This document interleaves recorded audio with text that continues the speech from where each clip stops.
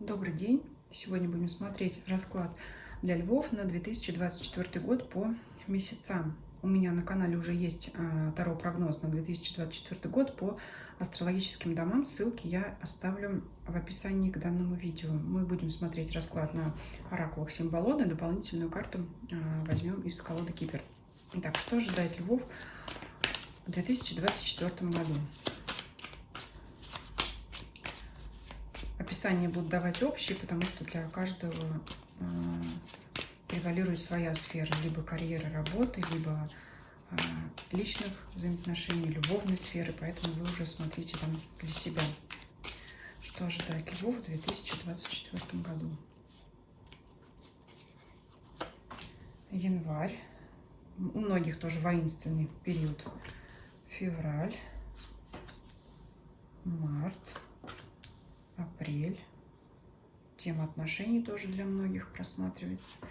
Май, июнь, июль, август. Куда же без императора у нас для льва, да? Сентябрь, октябрь, ноябрь, декабрь. Вот, интересно, выпал у нас и император, и императрица. Я думаю, и еще вот карта влюбленных тоже выпала. И много семейных карт. Для многих львов будет иметь значение построение отношений, именно семьи конкретно для кого-то, да. Но это вот прямо именно семья. Ну, конечно, если это не ваша, не та сфера, которая более интересует, то это будет деловой союз. Но все-таки вот впрямую я вижу здесь семейные отношения. И у нас пока отставим закрытой карту Кипер, откроем ее в конце расклада. Ну что здесь? Скорее всего, продолжение выяснений каких-то разборок, которые тянутся с предыдущего периода. Может быть, конечно, какие-то новые несогласия, конфликты. Но вот год уже так бурно начинается с тем, что вы будете с кем-то спорить, либо не соглашаться с конкретными людьми, обстоятельствами. Да, и вот будете здесь и выяснять взаимоотношения, кто прав, кто виноват. Думаю, остановимся на этом, не будем долго заострять на этом внимание, тем более, что как-то оно, знаете, как это, не связано это событие с остальным годом. Я вот здесь не вижу, что оно связано. Это что-то такое сиюминутное, кратковременное, либо что-то, что тянется с прошлого года, но завершится в этом году. Дальше здесь у нас дары изображены, да, и вот как раз еще символы Венеры и Юпитера внизу на карте. Это какие-то дары, которые преподносят. Ну, скорее всего, это могут быть как прямо подарки, хотя февраль не ваш месяц, не ваших дней рождения, но это какие-то подарки. Может быть, вы кому-то, ну, даже язык не поворачивается, пойдете на поклон, если только к другим львам, ну, может быть, к вам кто-то, да. Может быть, как раз кто-то, кто с вами был в конфронтации, решит с вами примириться и вот преподнести какой-то дар, подарок. Ну, может быть, это даже и не связано. То есть, ну, здесь какие-то... Это, знаете, как именно дары. Это что-то ценное. Это, может быть, как раз от группы людей. Может быть, какое-то вот признание вам, благодарность за вашу какую-то деятельность, да. Ну, может быть, просто подарки, да, может быть, просто на более таком бытовом уровне какие-то вот подарки, нежданно, негаданно. В феврале, да, здесь. Что касается в марте, здесь такие разрозненные события, вот пока я вижу, семья, она вот дальше пойдет. Кстати, вот он может быть в марте заключение брака, потому что рядом апрель, может быть, кстати, заключение брака, медовый месяц, вот такое. Если это не ваша тема, значит, это такие философские глубокие мысли, размышления о миропорядке, правопорядке, может быть, о религии. Вот может кто-то об этом размышлять. Ну, что-то такое, как должно быть правильно, как, или как жить, или сами будете кого-то учить, либо сами искать вот ответов на эти вопросы. Ну, здесь вот что-то такое. Либо что-то, если более бытовое, это может быть конкретно заключение брака. Тем более вот здесь вот она пара. Так, ее тоже закрою. Тоже вот подчеркну, что несмотря на то, что люди отвернуты друг от друга лицом, все равно они держатся за руки, поэтому, несмотря на, возможно, разные взгляды, все равно есть общие точки соприкосновения и, значит, родство, вот это вот близкие, да, близкие люди, все равно, несмотря на то, что, может быть, разные интересы, все равно мы вместе. Это, ну, конечно, вот больше все-таки в любовную сферу мы идем. Здесь вот такое. Дальше у нас эта линия, она не прерывается. То есть здесь я вижу вот прямо везде вот пары, пара, пара. Эта линия идет, скажем, своим чередом, но вот в мае-июне выходят на передний план какие-то другие события. Здесь вот, знаете, как вот май-июнь, возьму их сразу вот так вот. Это ну, в любом случае это предостережение вам. Либо в вашем окружении появится такой человек, либо вы сами можете решиться на какие-то такие действия, которые, ну, не оправданы вот этой самой моралью, вот этим порядком и законом, потому что здесь карта уже не только у вас выпадает, вот эта карта охотника на единорога. По легенде, единорога ни в коем случае нельзя убивать. Это считается ужасным преступлением. И рядом карта вампира, она может говорить о том, что необдуманное ваше поведение может потом вас самих съедать изнутри. Вот это вот, то есть будете заниматься самокопанием, это как будет вытягивать из вас силы. Либо карта предупреждает, что в вашем окружении такой может появиться человек, и, скорее всего, я более к этому склоняюсь, потому что это как завистник, это как позариться на чужое. То есть может кто-то позавидовать вашей паре, вашему благополучию, и вот это вот пытаться тянуть у вас силы, украсть, да, кто-то вот может рядом с вами тереться. Скорее всего, все-таки второй вариант, по большей части, кто-то вот позарится на ваше.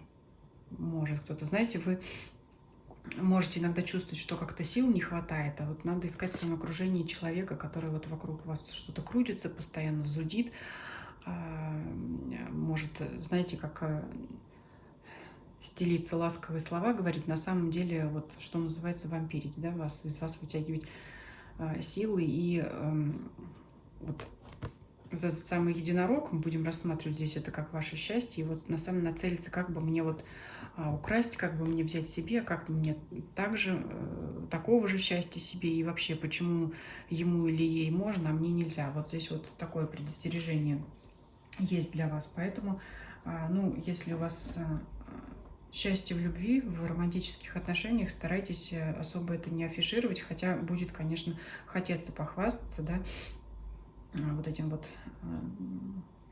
своим счастьем, партнерством, благополучием. Либо это, знаете, если это не любовный союз, это, например, если вы работаете в какой-то престижной компании, это вот желание выставить на показ, например, участие свое в каких-то там крупных конференциях, семинарах, там, может быть, международных каких-то, где есть общие фотографии, да, где вы вот в коллективе каких-то, может быть, статусных людей, это вот что-то такое. И кто-то вот тут вот увидит и будет вот завидовать, да, вот. Ой, какой ты молодец, ой, там как у тебя все хорошо. А на самом деле, ну как же вот, ну как же он туда попал, вот это я должен быть на его месте, да. Вот оно, это ваше место, статусное львиное солнце, да, вот оно вам, конечно, выпало. Куда без этого? То есть это здесь, опять же, карта статуса. Карта, опять же, вот она находится под картой первосвященника. Карта, опять же, говорит о том, что, встретив партнера, вы можете, значит, поменять статус и, значит, сменить свой статус из холостого человека или незамужней девушки в замужнюю или в женатого, да. И вот она рядышком семья. Здесь буду вот трактовать дальше. Вот здесь, вот знаете, как мне видится, возможно, предложение руки и сердца в начале, здесь уже это изменение этого статуса, да, здесь как, может быть, в начале вы подали заявление там, в орган ЗАГСа, да, здесь вот вы уже, как у нас здесь месяц июль, вы здесь уже зарегистрировали свои отношения, вот здесь где-то июль-август, то есть вот здесь, в общем, изменение статуса, благополучие для вас, учитывая то, что император — это еще человек, ну, мало того, состоятельный, богатый, да, скорее всего, здесь я не вижу, что вы это богатство в начале года зарабатываете, скорее всего, вы уже его в предыдущем периоде заработали, то есть у вас есть база, поэтому уже можно создавать семью, поэтому вот он ваш статус, вот она ваша семья, это вот здесь конкретно свадьба, да, поздравления, вот здесь вот есть. И далее, знаете, как вот может интересно здесь, то есть статус вы свой изменили, ну, либо вы пришли в новую организацию работать, да, в ту самую престижную, вот, куда вы всегда мечтали попасть, в тот коллектив, вас все поздравляют, вас все принимают, ценят ваш опыт, вот здесь все такое. И дальше здесь в сентябре вы встаете перед выбором, что называется, вот смотрите, девушка стоит перед зеркалом, с одной стороны зеркало это мама с новорожденным ребенком, либо это вот такая дама вся в украшениях. То есть это выбор, знаете, как пожить для себя, либо, значит, расширять свое семейство, да, то есть наслаждаться собой, заниматься собой, либо, значит, положить свои силы на воспитание, на рождение, воспитание нового человека, да, то есть вот здесь вот такой вот будет выбор. Ну, про семью это уже впрямую я сказала. Если это партнерские отношения, деловые отношения, это опять мысли о том, наслаждаться ли той, например, прибылью, которую вы получили, потратить ее на себя, либо вложить ее в новое дело, может быть, в новую ветку своей деятельности, да, в расширение бизнеса, ну, вот что-то такое. Либо если, смотрите, опять вы наемный работник, например, вы заработали деньги, вы их потратите на себя, либо вы их сэкономите на там какие-то будущие цели, да, вот что-то такое. Будете стоять перед выбором. Сентябрь. Что у нас дальше идет? Октябрь, он такой философский, и вот он находится между картами сентября и ноября. Я думаю, вот эти ваши размышления, они все еще продолжатся. Сентябрь, октябрь, вот вы все сидите, размышляете, думаете, вот здесь песочные часы, да, все идет время, все вы думаете. Но все-таки вот к ноябрю, скорее всего, вы решитесь на рождение ребенка, да, может быть, у кого-то уже родится ребенок, может, кто-то об этом задумается, да, все-таки примет решение о том, что надо завести ребенка, либо это тот самый новый проект, новые вложения, да, для кого актуальна тема больше там имущества, финансов, развития, то тогда вот вы решитесь не, скажем, не праздный образ жизни вести, а решитесь вложиться в дело, да, заняться делом, продвижением, расширением, если вот деловая сфера для вас более актуальна. И вот она, та самая императрица. Я думаю, здесь эта карта показывает, что вы выбрали правильный путь. Для кого-то карта императора, императрица впрямую показывает вашу пару. Если вы мужчина, значит, вот он, вы император. Если императрица, ваша девушка, женщина, вот она. Если, смотрите, как вы себя лично рассматриваете, то здесь как бы у императора, у него выше ранг, чем у императрицы, и поэтому сначала может показаться, что идет на понижение статуса, но на самом деле нет. То есть вот это вот, как сказать, по закону сохранения энергии, да, вот этот вот один шаг от императора до императрицы, это та самая энергия, которую вы вот затратите на что-то новое, да, на новую идею, на расширение, на, может быть, ну, у кого новый бизнес, новое дело, да, может быть, что-то новое. То есть вы вот это вот потратите, вот эту вот сохраненную энергию для чего-то. Опять я уже сказала, что сохранить что-то, да, потратить или сохранить. Вот вы ее сохраните, скажем, из статуса вы, в общем, не поменяете. Он как королевским был, так он королевским и останется. Поэтому что здесь могу сказать? Завершаем дела, которые не закончены с предыдущего периода, да, не заостряем на них внимание, помним, что нашему яркому солнцу может кто-то позавидовать, поэтому мы, скажем так, ну, даже здесь от этих вот мелких пакостников, как я называю, даже здесь нет карты того, что стоит обороняться. Стоит иметь в виду, что не все доброжелатели, они реальны, они могут оказаться мнимыми. Просто это надо понимать и вовремя этих людей вычислять. Особой опасности я тут от них не вижу, просто вот имейте в виду, когда вас кто-то начнет хвалить, перехваливать, и обратите внимание, да, на это, что что-то чересчур там хорошо поет птичка какая-то рядом, да, поэтому вот прочь. И давайте посмотрим, что нам Кипр здесь приготовил. Раздумья, да. Ну вот карта подчеркивает, наверное, нам, знаете, вот эти вот мартовские размышления, если кто-то там о миропорядке, да, о религии раздумывал, вот подчеркивает нам вот это, и вот эти вот философские размышления, да, скажем так, в свете вот этого солнца, всего вот этого прекрасного, вот карта говорит о том, что примите правильное решение, да, вот здесь вот, где вы стоите на выборе, вот где вы будете размышлять, вот карта говорит о том, что, ну, скажем, и то имеет место быть, и наслаждение своими ресурсами, но все-таки карта говорит о том, что если вы последуете пути сохранению нажитого и, скажем так,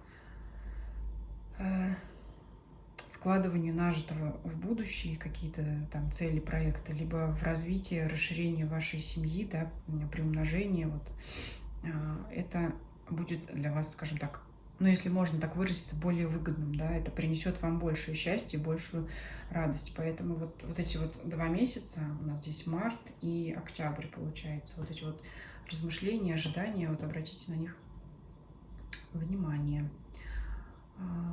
Ну, я думаю, что на этом все. Спасибо за просмотр. До скорых встреч.